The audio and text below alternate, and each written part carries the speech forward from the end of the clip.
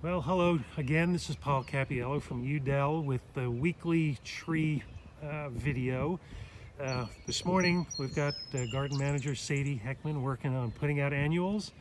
We're going to be opening come June 2nd, so she is hard at work with her crew, pulling plants out of the nursery and planting them all over the place since it's time to plant annuals.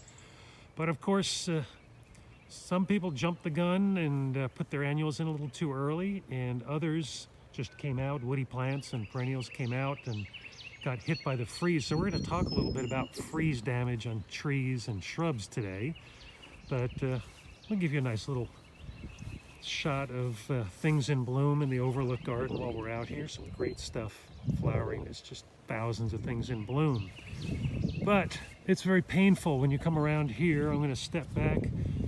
This is one of our weeping Katsuras, Cercidophyllum japonicum. This, I believe, is Morioka weeping, which is a great pendulous form, but you can see it's a pretty ugly sight right now. These traditionally do leaf out a little early, and you can see when you get in close, there's some leaves that look great, nice and green, and then as you back up, you see the stuff on the outside. And so this is one of those plants that was just sort of half and half. The inner foliage seemed to be protected a little by the weeping branches, but the outer foliage is just crisp as can be. Not a really good thing. Now, if you take a look at these branches, you say, all right, what's going to happen? Right, I don't know if you can see that. I took my fingernail, scratched a little bark. There's still green under there. And so there's a reasonable chance that these could pop out some new growth, but I wouldn't be surprised if they don't. And so the question is, what do we do when that happens? Well, if it leaves out, you just let it do its thing.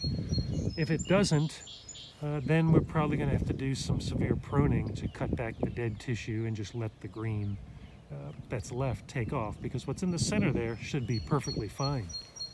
If we move along the garden, you can see a couple others. This is one of our favorite Japanese maple. I'll step back a little. This is Acer palmatum katsura. It comes out just sort of glowing greenish yellow with orange. Pretty intense, almost looks like it's in fall color, and it holds that color through much of the summer, or at least the early part of the summer. But you can see what's happened here up close. You can see some leaves still have nice color to them, but again, up on the tips, these really got hammered hard. Now, the little fingernail scratch, unfortunately what you see here, not quite as green as the Katsura.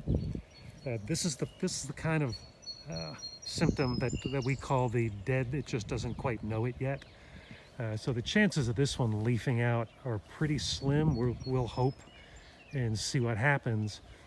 But it's just really very cultivar specific. Some, you can see this one next to it's also a Japanese maple with kind of an unpronounceable Japanese name. It seems to have done fairly well, a little bit of burn at the tip. So the question is, what's the difference? And it really comes down to how much carbohydrate reserve plants have in their bark and stems and roots as to whether or not they can re-sprout. This one is starting to put out some new growth, but the leaves that were on it when we had the freeze also seem to hold up a little bit better. We'll look down here in the sunken garden. There's a few more things that are showing a little bit of crankiness. And this is a classic one. This is what we call the brown top boxwood. This is a Barter Valley boxwood, which is a great cultivar, but these had already pushed some new growth when we had that freeze and frost, and being down in a low spot here in the sunken garden, the cold air just settles in here, and it just has not been happy at all. So what do you do? Okay, a boxwood like this, these are pretty tough, they're pretty durable, and you can see there's already some new growth right there starting to come out. So you could actually come in here with your hand pruners or shears and just clip off that round, and the boxwood will pretty much grow right out of it. The Japanese maples up top there that we saw, and the weeping Katsura, those you just really are going to have to wait and see whether they put out new growth or not. There's really nothing you can do. You don't need to give them any more water. You don't need to give them any fertilizer. They're either going to make it on their own, or they're not going to make it at this point. It's a sad thing, but we just kind of have to let them do their thing. Of course, there's plenty of other things in the gardens. Some fantastic things blooming now. Fairy Princess Rock Garden Peonies, Totally Tangerine GM. This has to be one of our favorite plants that we just started growing a couple of years ago. These things have just been fantastic. I mean, look at the color of that orange.